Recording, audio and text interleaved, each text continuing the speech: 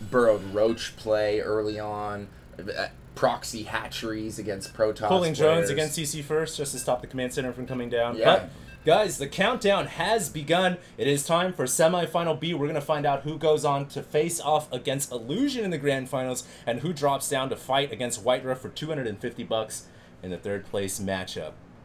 Alrighty, here we go. KawaiiRice from Team Light, Catz from Team Root going heads up here on Star Station, and we are live. All right, down in the bottom right-hand corner of the map, we have the Teal Zerg player. It is none other than the most creative Zerg player of all time. It is, of course, Root Catz. And all the way yonder across Star Station, I'm going to use my mouse to bring it over here. It's going to take forever because it's a massive map. We have the Yellow Terran player coming up and doing a great job so far, defeating Muslim in the round of 8. Can he take out Catz? It is KawaiiLight. KawaiiLight. KawaiiLight. Yeah, he was KawaiiRice and then KawaiiRice. KawaiiRice. Yeah, man. He actually, a lot of people thought, made an upset against Muslim. You know, Muslim definitely one of the favorites from the fans, from what I gathered, to win the whole thing. But KawaiiRice, coming back from that 0-1 deficit, ended up taking it 2-1, and it was a great series between those two. Oh man, that was an epic TVT because from many points I thought KawaiiRice was just playing so intelligently. Great attacks with his siege tank lines and his warhounds and whatnot. And you made a great point. In TVT, it seems like the Warhound is a great early mid-game unit, but then it starts to phase out a little bit because Marine Tank still is a superior composition. Oh, absolutely. There's no doubt about that. Either Marine Tank or Pure Bio are definitely the transitions that you want to make in TVT. When are we going to see Widow Mines, man?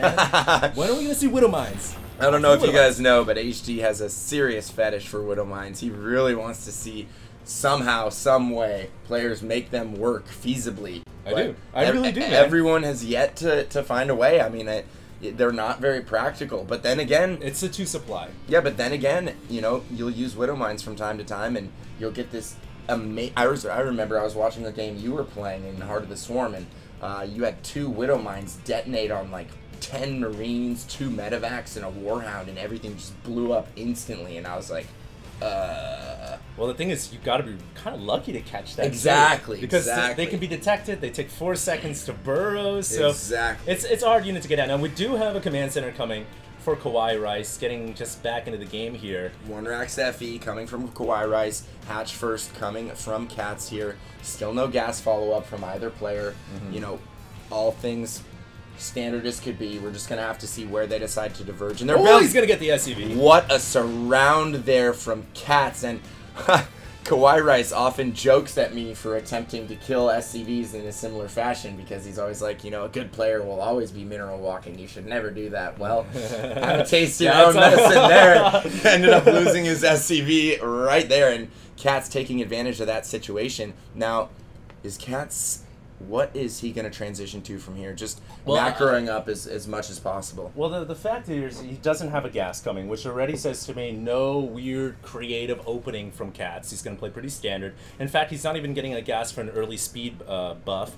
And this is actually the typical way to play Zerg versus Terran. It's been carried over from Wings of Liberty. 6 queens, 3 hatches, drone like crazy. You don't get gas until 6 minutes in.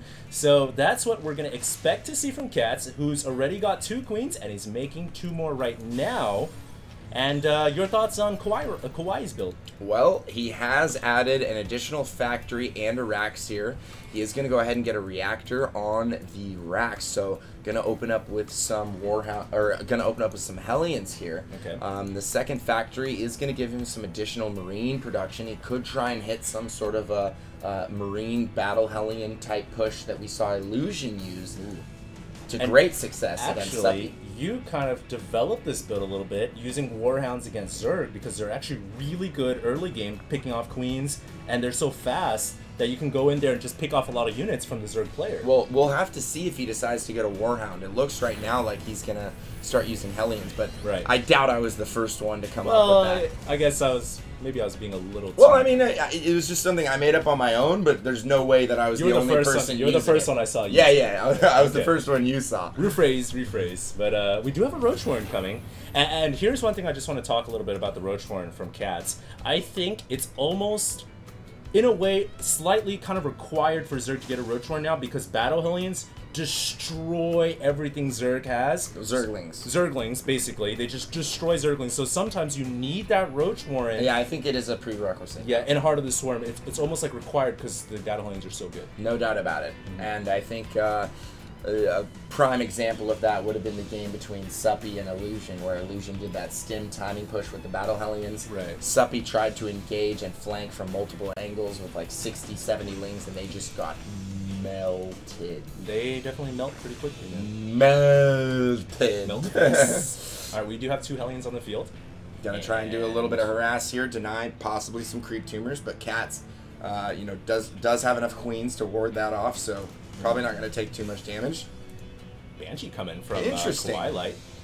And interesting idea here to go for the Banshee, but there are roaches coming from Catz. It looks like he's going to go for some sort of a Banshee, Battle Hellion, Marine Marauder stim timing push here. Interesting. Which could be quite devastating, because I really don't see Catz having too much anti-air. He does have the Infestation Pit coming up, though, right now. And he has 6 queens, I believe. Let's check the look on the queen count. 4 queens right now, so not quite 6. He picks off a Hellion, though. And, you know, the one thing that's nice about Banshee, you were talking about this before, is it's good because it can stop something like a Roach push. Oh, yeah, absolutely. From a Zerg player. Absolutely. It's really important to get that out just to thwart any kind of a potential, you know, Baneling bust, early Roach push, anything of that nature. No 3rd hatch yet from Catz. I know, right? He's got that gas going. He is getting up some Spore Crawlers here. A little bit worried about the Banshee. The Banshee being used right now primarily to pick off some of these creep tumors on the outskirts of Catz's base. And now, is he going to head into the main? No, but he does scout that there is no 3rd hatchery. So KawaiiRice has to be thinking that something's up at this point. He's got to be wondering what Catz is up to. And you never know with Catz. You never know, man. It's always kind of a box of chocolates, man. You never know what you're gonna get. Never know what you're gonna get. Looks like the Banshee is gonna pull away. And if I saw a Zerg on 2 bases in Heart of the Storm, I would think Swarm Host. But Catz is actually gonna go for Infestors. Yeah, and you know he might even add some Swarm Hosts in as well. You know. Yeah. We just don't know yet. But 6 Infestors already on the way out for Catz, and he is getting +1 missile weapons here. You know, which could signify that he may go for Swarm Hosts, because I believe the Locusts do benefit from that +1 ranged weapons attack. And he's getting +2 ranged weapons attack as well, which also benefits the infested Terrans as well. Right. And right now he's making a lot of roaches. Oh. This is interesting from Catz, man. He's just now claimed the 3rd hatchery. Is he gonna get those in? I don't know, man. There is no detection here at the front door. The Infestors are gonna crawl right through. Catz, you sly dog. Oh, he's gonna get 2 into the main and 1 into the natural. Does KawaiiRice see it, though? He did move his units in the natural there a little bit. He could be waiting on a scan. Where's the 2 Infestors inside the main base?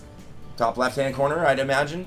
No, wait. Oh, there they are. Okay. Right. So they're chilling right now. They're trying to position themselves in the best possible place. And will Catz wait for KawaiiRice to move out before throwing Infested Terrans? Yes, absolutely. I don't think he's going to jump the gun on this. And he's putting up a bunch of Spine Crawlers here. Brilliant play from Catz. He's going to anticipate the move out, drop a bunch of Infested Terrans. Then KawaiiRice could potentially be forced into an all-in situation, at which point, you know, all Catz has to do is make a hold at the natural, and he's in a great spot.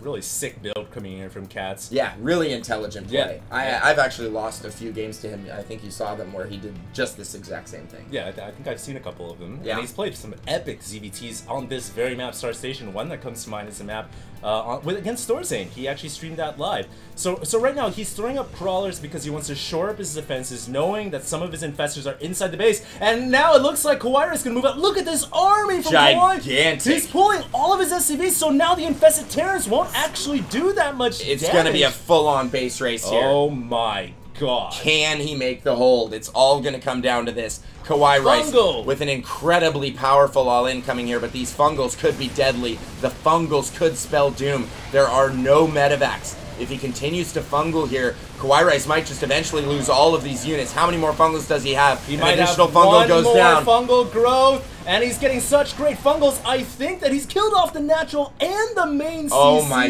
goodness, Catz with some brilliant plays here. Catz is going to take this win, ladies and gentlemen. I don't see KawaiiRice beating winning the first game. GG calls. Oh my Kawhi. Goodness. Wow.